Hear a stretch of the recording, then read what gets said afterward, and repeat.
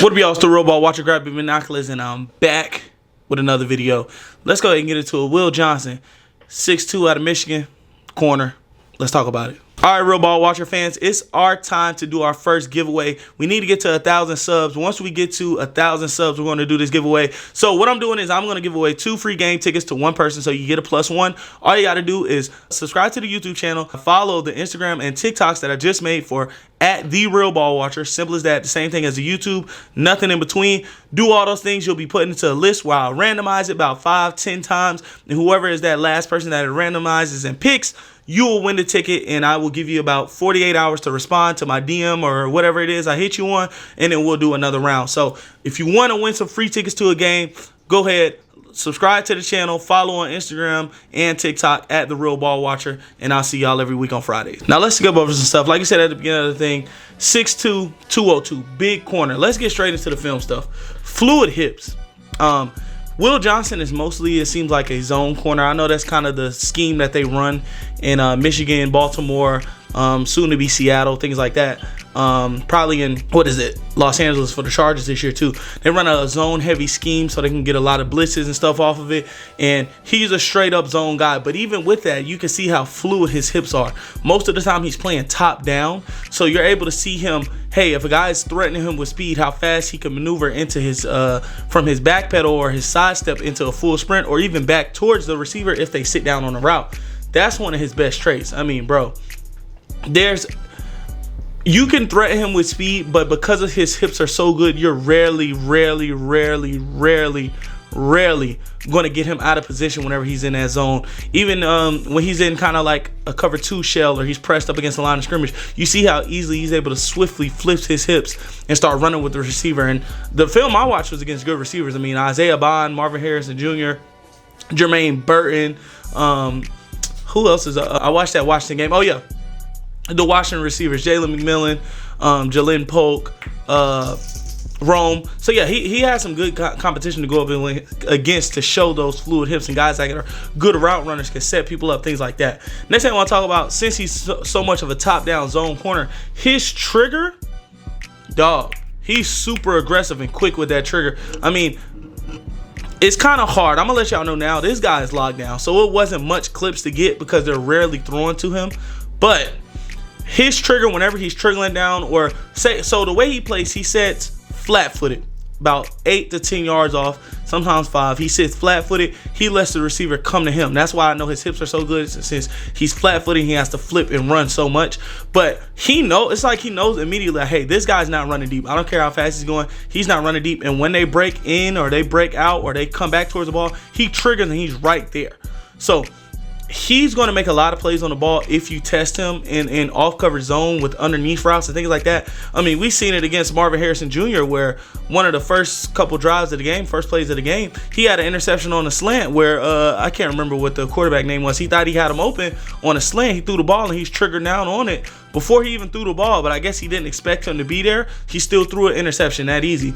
So really good trigger from off coverage, and really aggressive with that trigger also. It just reminds me so much of a couple corners that we'll talk about at the end of the video.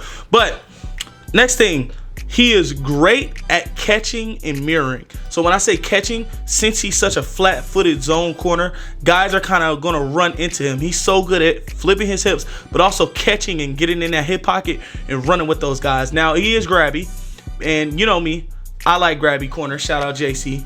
I think you would rather have a grabby corner than a guy who's scared to make contact and put his hands on him. I can tone you down from being overly aggressive. It's hard to coach somebody into being aggressive. So he is going to catch and he's going to grab, but also he's able to mirror really well. I mean, I talked about how guys are trying to sit down and break in on things like that, but there's also plenty of double moves where they try to sit down and stutter step, go inside, shoot back up deep, and he's able to just chop his feet, get back into the back pedal. Oh, he's coming back towards the quarterback. Let me trigger down, get downhill. Really good mirroring ability, or even when underneath, especially in the cover 2 shell, in that flat, he's a lot of times he's able to guard those zig and pivot routes, things like that, with just good fluidity, and it's not looking like he's struggling. It looks like he's just, hey, I'm just running this route with you. So really good catch and mirroring ability. Also good range in zone. I wanted to mention this. since his hips are so fluid, he's able to flip and trigger down so easily. He's automatically going to have good range and things like cover 3. I think it was, cover 2. I think it was the Michigan game.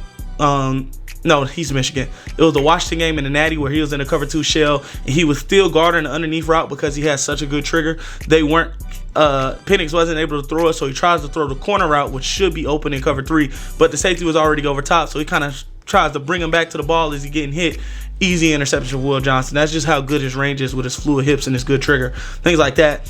Next thing I want to talk about, strong jam and press. For a cover 2 corner, you're going to be, yes, it's zone, but you're going to be pressing guys a lot. You're going to be in that first 5 to 10 yards running man coverage, basically. So you want to have a good, strong jam. I mean, there's been plenty of plays where he's running the guys out of bounds, rerouting guys. I mean, it was one jam against Marvin Harrison Jr. It looked like he punched him in the mouth. I mean, Marvin Harrison Jr.'s head immediately flipped back. He was able to, of course, get into his route. But, I mean, the play was basically over then, at that point. But, yeah, he is really, really strong in jamming and press. But in coverage in general, you're not going to see him get out-muscled, pushed around like Travis. We talked about how he's out-muscled for things. I didn't see him getting out-muscled and pushed around down the field or intermediate and routes, things like that. But yeah, just a good, strong press and jam corner, strong corner in general. Also, he's super hard to beat deep. I talked about how he plays flat-footed and from the top down. That's gonna, if you don't have some like elite route running ability and speed to pair with that, it's gonna be really, really hard to beat him deep because he's already 10 yards off of you and he's already ready to trigger down. But he has such good hips that when he flips, he's able to run. I mean, even when he's in like a press man, which they didn't run a lot of Michigan, he has such a good jam and he's so strong where he's able to slow you down with that jam, flip and run with you easily, but he's also to keep his hands on you because he's so strong to make you go as fast as only you want to go. Like, I really don't even know how fast he is. I probably should have looked it up and see if I can find something, but I'm really honestly excited to see him run his 40, see how fast he is, because he's in zone so much you never see him running like a full dead sprint, like sprinting downfield like a track athlete or something. But it's going to be really hard to beat him deep. We could talk about how he'll do it later on, but yeah, it's just hard to beat him up from the way that he plays. And also, last point, I don't know if y'all noticed this, I'm kind of going fast. Excuse me. I'm kind of going fast because it's not a lot of clips, because QBs just don't look his way. Like, that side that he's on, most of the time, the concepts are going to the opposite side. Like, he's literally just a blanket on that side of the field, and he travels with the best guy a lot. I mean, of course, you're going to try to get Marv the ball and things like that, roam the ball. But, I mean, you see in Washington game, Rome couldn't really do too much down the field or, outside of the red zone, things like that. I mean, there were some plays where he lost, of course, but yeah, I mean, quarterbacks just don't look his way, especially the Alabama game, not looking his way at all. So yeah, that's really what you want in a lockdown zone corner. So let's get into the stuff that's not really his game. Now, when it comes to the stuff that's not his game, it ain't much. But it is some stuff that you can mention. Like I said, he's grabby, and since he has such a strong trigger, if he's beat, he's going to grab immediately, and it's going to be a really, really bad, ugly PI, things like that. It was plenty of those on his tape. Not plenty, but it was some of those on his tape because he's shadowing such good receivers. Marvin Harrison Jr., Rome Odunze, Isaiah Bond, Jermaine Burton, Jalen McMillan, guys like that, or Jalen Polk, really. Guys like that, since he's, those are good route runners, nuanced route runners, NFL level talent. So you're going to get beat here and there, and he had plenty of pass interferences where he's beat, he's grabbing onto a guy, or he's beat, and the first thing he do is put his hands on him when he gets to the catch point, the ball isn't even there. So he is a grabby guy, so you want him to tone that aggressiveness down. Y'all know I like that, though. So that's to each his own. Next thing I want to talk about, his play style is very risky. I talked about he plays top down. He's in off zone a lot. But not only that, he's flat-footed. He's catching guys. Grabbiness, penalties, we already talked about that. But for guys like, let's say, Xavier Worthy, Tyreek Hill, Jalen Waddle, guys that are nuanced route runners, I'll try to get the clip of Xavier Worthy doing this in the preseason. When you're flat-footed against speedy guys like that, and they're able to put a move on you and make you guess wrong, which he doesn't guess wrong a lot, but if they make you guess wrong, you're not seeing. Like, there is no snap after that. It'll be the special teams are coming on to kick the field goal. So that is a risky way to play. But if you have good enough IQ and you're able to identify route concepts good enough, you can get past while playing like that. I mean, he's really trigger happy. He isn't necessarily trigger happy to try to get interceptions, but he's trigger happy to where, hey, I know what this route is. I'm going to head trigger down on that. Not even trying to get an interception, but just to have good coverage. But sometimes you guess wrong. I mean, look at guys like Trayvon Diggs, who he more triggers to get interceptions, but he gets beat on things like that. I talked about the play with Xavier Worthy that I'll pull up and put on here. But that's really it. And then last thing, his tackling technique. I will say he is aggressive in the run game. Like, I have plenty of clips that I'll probably use in the trigger thing, because like I said, it wasn't much clips because they weren't throwing at him. Plenty of clips where he's triggering down hard in the run game, coming downhill. He's not scared. It's just his technique isn't good. A lot of times he's just throwing his shoulder. He is getting low, but he's just throwing the shoulder, not wrapping up too many times.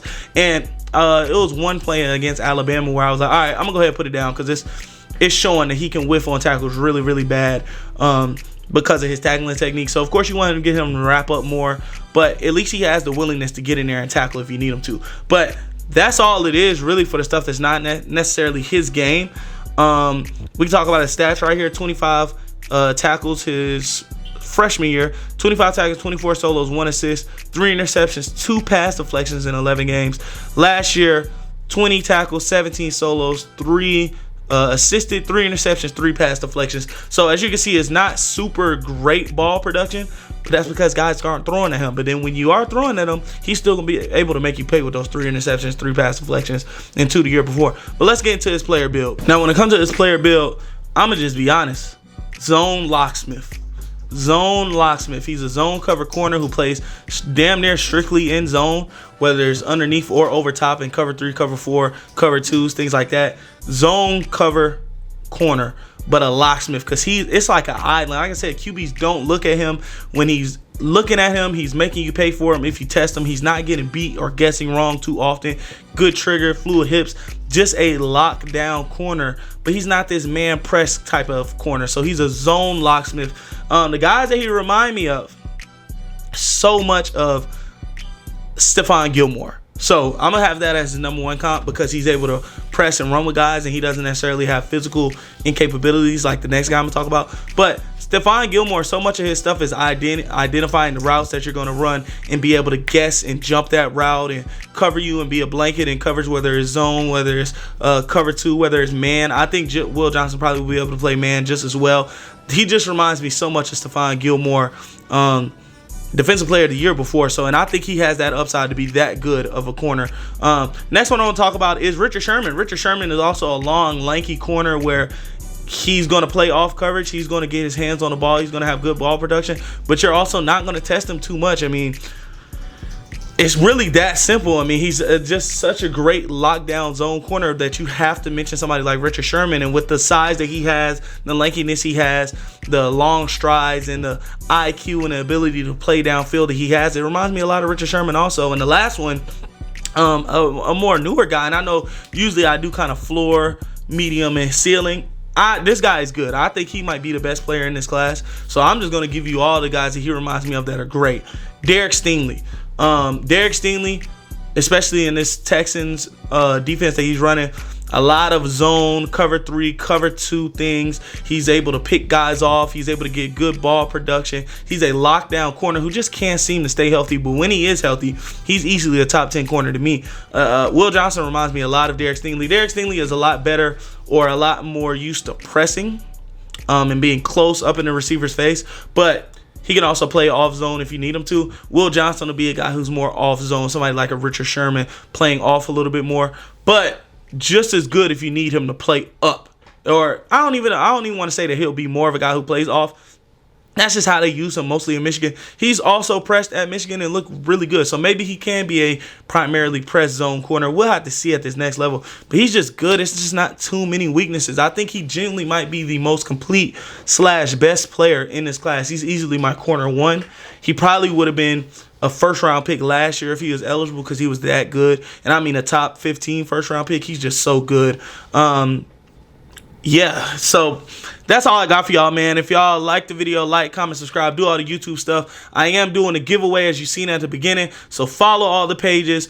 My YouTube, obviously, like, subscribe to this video. My Instagram and TikTok, both at The Real Ball Watcher, simply as that, and you'll be able to get a chance to win some tickets. So if you like the video, do all the YouTube stuff. I'll see y'all next week.